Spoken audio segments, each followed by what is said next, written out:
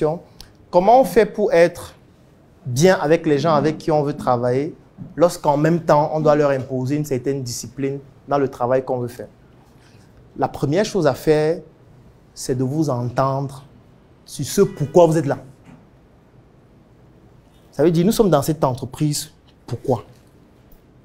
Pourquoi on a décidé de se mettre ensemble pour faire le projet dans lequel nous sommes en train de travailler chacun, toi dans tel poste, toi dans tel poste, toi dans tel poste. Ce n'est pas pour rien que quand vous entrez dans certaines entreprises, vous allez voir des valeurs qui sont affichées, des messages qui sont affichés. C'est pour vous rappeler à chacun pourquoi il est là. Qu'est-ce qu'il fait là? Dès qu'on a défini ce pourquoi on est là, nous tous, on va maintenant se dire qu'est-ce qu'on doit faire au quotidien, chacun en fonction du domaine dans lequel il se trouve, chacun en fonction de l'activité qu'il doit réaliser au quotidien pour atteindre l'objectif de ce pourquoi nous sommes là. On va définir. Toi, tu dois faire ça, toi, tu dois faire ça, toi, tu dois faire ça, toi, tu dois faire ça. Ou peut-être ça a déjà été défini avant, on va donc t'expliquer ce que tu dois faire. On va donc te dire, OK, ce que tu dois donc faire pour que nous puissions atteindre l'objectif pour lequel nous sommes là, ici, tous les jours, c'est ça, ça, ça et ça. Ce qu'on va faire, c'est qu'on va t'expliquer comment ça se fait. Pendant un temps, on va t'apprendre à le faire. Tu vas prendre la main et au quotidien, tu vas le faire et on va contrôler que tu le fais bien. Ça marche? Puis ça marche, d'accord, chaque jour tu le fais. Parce que tu sauras que tu le fais dans l'objectif commun que nous avons. Ce pourquoi nous sommes là. Dans cet objectif commun, tu as aussi un intérêt. Parce que tu as ton salaire qui découle de ce qu'on fait. Tu as ta famille que tu nourris grâce à ce que tu gagnes ici. Tu as ton profil de carrière qui se trace parce que si tu as certaines performances, tu atteins un certain autre niveau, ainsi de suite, ainsi de suite. Donc, si tu ne fais pas de manière disciplinée ce qu'on a défini de faire, ça veut dire que, non seulement tu amputes ton intérêt personnel, mais en amputant ton intérêt personnel, tu amputes aussi l'intérêt de tout le groupe. Donc, de manière légitime, on pourra t'enlever. Si on se rend compte que tu ne respectes pas ce qui nous permet de pouvoir nous développer. Donc, en fait, pousser les personnes avec qui tu travailles à respecter ces règles, c'est même les aimer, c'est ça les aimer. Mais il faut qu'ils comprennent ou qu'elles comprennent ces personnes pourquoi. Parce que je l'ai dit, tant qu'on n'a pas répondu à la question du pourquoi, on ne peut pas répondre à la question du comment.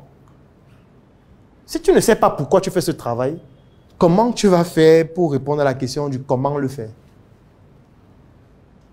Parfois, l'erreur qu'on commet, c'est de ne pas expliquer aux personnes avec qui on travaille pourquoi on travaille. Quel est l'objectif qu'on veut atteindre quand on travaille? Pourquoi ils sont là? Quel est leur rôle? Parce qu'il y a des gens qui sont là juste parce qu'il veut pointer, il veut gagner son argent à la fin du mois. Hein. L'entreprise que vous dites que vous voulez bâtir là, lui, ça ne le concerne pas. Et si tu as quelqu'un comme ça dans ton entreprise qui se comporte comme tel, il faut aussi te comporter envers lui comme tel. Parce que quelqu'un qui est juste là parce qu'il sait qu'il gagne de l'argent, ça veut dire qu'il pourrait aussi facilement aller ailleurs où il gagne plus, où il a plus d'avantages, où il travaille moins pour gagner plus, ainsi de suite. Donc, ce n'est pas quelqu'un sur qui tu peux te projeter sur le long terme. Donc, c'est quelque chose qu'il faut expliquer. C'est pour ça qu'il faut régulièrement discuter avec les équipes. T'entendre avec eux, c'est discuter avec eux. C'est de leur expliquer ce qu'ils doivent faire. C'est de leur montrer lorsqu'ils commettent des erreurs, l'impact que cela a eu sur le résultat qu'on doit atteindre et sur eux-mêmes individuellement et sur l'entreprise de manière globale. Et que s'ils continuent à commettre ce genre d'erreurs, ça va faire que l'entreprise disparaisse. Et comme quelqu'un le disait sur une chaîne de télé, on ne peut pas sacrifier l'Afrique pour une personne. On ne peut pas. Donc si on a le choix entre sacrifier toute l'Afrique et tuer une personne pour que l'Afrique soit sauvée, on va faire quoi? On va le saccager avec les machettes pour sauver l'Afrique. Et c'est une métaphore que j'utilise pour dire qu'on va l'enlever pour qu'il ne pollue pas tout le projet. C'est tout. Mais il ne faudrait pas que ce soit comme si c'est émotionnel. Donc il faut que les gens sachent avant pourquoi on travaille, comment on travaille, quels sont les indicateurs de performance. Tout ça entre dans ce qu'on appelle le manuel de procédure. Il faut qu'on explique aux gens ce qu'ils doivent faire. Il faut qu'on leur apprenne à faire. Il faut qu'on les suive. Il faut qu'on évalue ce qu'ils font. Il faut qu'on les remercie, qu'on les félicite lorsqu'ils font bien. Il faut qu'il y ait un profil de carrière de telle sorte que quand ils ont de bons résultats, ils progressent, ils passent à un niveau plus élevé pour se sentir encore un peu plus responsable et de pouvoir donc se sentir vraiment partie intégrante du projet et de comprendre qu'ils peuvent se projeter sur le très long terme avec le projet. Donc, si tu l'expliques de manière claire comme ça et qu'au quotidien, tu mènes les actions qu'il faut mener pour que chacun fasse son job comme il doit le faire, ça devrait marcher. Si ça ne marche pas, c'est mieux de se séparer directement. Il ne faut pas tergiverser longuement. Donc, on va passer aux questions. Donc, s'il y a quelqu'un qui a une question, oui. J'ai deux questions. D'accord. Je crois que la première va être très, très personnelle pour toi. Aucun souci. Écoute, tu sais, on te suit depuis très longtemps. On a eu l'occasion de lire un peu de ton histoire. J'ai personnellement lu Le jeune entrepreneur africain et un médecin atypique où tu parles vraiment de ta vie et dans laquelle tu prends plaisir à raconter, par exemple, que tu étais un enfant plutôt turbulent, têtu. Ouais. C'était les salles de jeu, c'était les fêtes, c'était les jeux avec les autres copains au quartier, en Komkana et autres. Et lorsque tu finis même ton diplôme de médecin en 2014, tu allais bringuer, tranquille, quoi. Mais à quel moment s'est fait ce break qui a fait de toi un homme désormais plutôt discipliné? Parce que lorsque je regarde mes notes, on parle de contraintes, on parle de conviction, on parle de connaître son corps. Comment est-ce que je sais en moi que je ne suis pas un bringard et que je ne suis pas un gars qui aime l'indiscipline en fait? Comment je fais pour ne pas... Comment est-ce que je fais pour être sûr que ma nature ce n'est pas l'indiscipline? Ça, c'est la première question. La seconde question rejoint vraiment celle de Nelson qui vient de poser concernant la discipline à imposer à son équipe. Moi, je vais la poser dans un autre angle. Comment est-ce qu'on arrive à joindre discipline et leadership? Comment est-ce qu'on arrive à faire le bon méli-mélo des deux? Je prends un exemple. Il y a des métiers dans lesquels la discipline semble être au-dessus du leadership et d'autres dans lesquels le leadership semble être au-dessus de la discipline. Mais même dans les métiers où la discipline semble être au-dessus, par exemple l'armée, on n'arrive pas toujours à imposer la discipline à tout le monde lorsqu'on n'arrive pas à avoir un bon leadership. Le Burkina, la Guinée et tous les autres pays d'Afrique de l'Ouest où il y a des coups d'État actuellement le témoignent largement à suffisance. Donc comment est-ce qu'on arrive à faire le bon équilibre entre la discipline et le leadership au sein de son équipe? Moi, ce que je dirais sur mon parcours personnel, c'est le fait qu'au départ, c'était purement de la naïveté. Donc je ne peux pas dire qu'au départ, j'étais quelqu'un de fondamentalement discipliné, surtout en ce qui concerne les études ou en ce qui concerne ce que je voulais réaliser plus tard. Maintenant, la nuance que je vais apporter avant d'y répondre, c'est le fait que en fait, l'indiscipline, j'ai envie de dire que c'est un concept qui n'est pas réel. Parce que les mathématiques m'empêchent de dire que ça n'existe pas. Parce qu'on ne peut pas démontrer que quelque chose n'existe pas. En fait, pourquoi je le dis? Celui qui va en boîte chaque nuit, ça peut être ça sa discipline. Tu vois, ça peut être ça sa source de bonheur. Ça peut être ça son moyen d'évacuer ses frustrations qu'il a eues dans son enfance, et ainsi de suite. Peut-être toi, par rapport à ton objectif, par rapport à ton projet, ce serait de l'indiscipline de sortir chaque soir, d'aller en boîte de nuit, de passer de fille en fille, ainsi de suite. Lui, c'est sa discipline pour rester vivant. Oui, attention. Il ne faut pas négliger le fait qu'il y a des personnes qui ont eu avec le temps des dysfonctionnements psychologiques liés à énormément de frustration, qui les ont poussés à avoir une discipline de vie qui pourrait être considérée comme de l'indiscipline pour certains, alors que pour eux, c'est le moyen ultime de rester stable. Parce que s'ils ne le font pas, c'est un peu comme quelqu'un qui est alcoolique. Tu ne peux pas lui demander du jour au lendemain de stopper l'alcool parce que boire de l'alcool, c'est quelque chose qui n'est pas bien. Fumer, c'est dangereux pour la santé, le cancer du poumon, ainsi de suite. Peut-être il a commencé à boire après qu'il s'est séparé avec sa femme qui a pris sa maison, qui était avec un autre homme, comme l'histoire que j'ai racontée tout à l'heure. Et il s'est dit peut-être le moyen d'oublier ça, c'est de boire. Peut-être en buvant, je vais oublier ça. Après, lorsqu'il boit, il commence à devenir addictif de l'alcool. Et puis, il commence à boire tout le temps. Toi, tu vas te dire, mais comment quelqu'un qui a un projet et tout, là, il boit tout le temps, il sort en boîte de nuit tout le temps. Pour lui, c'est le moyen qu'il a trouvé. On peut questionner le moyen. Ça peut ne pas forcément être le moyen le plus optimal. Mais pour lui, c'est le moyen qu'il a trouvé pour pouvoir s'en sortir par rapport à ses frustrations. Et il est discipliné en le faisant. Maintenant, pour revenir à ta question, moi, ce qui se passe avec moi, c'est beaucoup plus lié à des frustrations. C'est les frustrations qui me poussent à me dire, je ne veux plus vivre ça.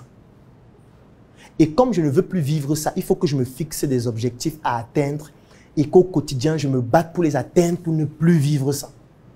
Quand je parle de frustration, il y a des frustrations qui sont émotionnelles, il y a des frustrations qui sont familiales, il y a des frustrations qui sont liées au fait que tu te rends compte que tu as fait des études, mais en fait, dans la société, tu ne vaux rien. Vas-y, légèrement, s'il te plaît. Oui. Comment est-ce qu'un enfant qu'on veut envoyer aux États-Unis peut se sentir frustré? Un enfant qu'on fait comment? Un enfant dont les parents veulent envoyer, que les parents veulent envoyer aux États-Unis. Toi, on voulait t'envoyer aux États-Unis, mon cher. Non, peut-être tu n'as pas bien compris. Tu voulais te sentir frustré au Cameroun. Tu n'as pas bien compris l'histoire. On a refait. La principale raison pour laquelle tes projets ne fonctionnent pas, c'est parce que tu manques de discipline. La compétence, l'expérience, le talent, le savoir-faire, s'arrête là où la discipline commence. Lorsque tu manques de discipline, il est impossible de réaliser quoi que ce soit. Qu'importe les moyens dont tu disposes, qu'importe ton relationnel, qu'importe tes prédispositions et qu'importe toutes les ressources que tu vas mettre en jeu. Je l'ai compris à mes dépens durant ces 10 dernières années de mon expérience entrepreneuriale.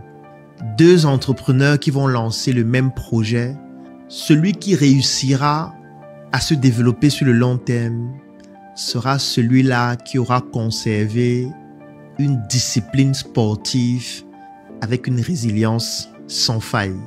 Si tu prends l'engagement en 2025 de réaliser une vidéo par jour et que tu réussis à le faire pendant les 365 jours de l'année, je peux te garantir qu'en 2026, tu auras plus de notoriété, tu auras plus de visibilité, tu auras gagné plus de marchés, tu auras eu plus de clients et tu seras passé à un autre niveau, même si dans tes vidéos, tu racontes des bêtises.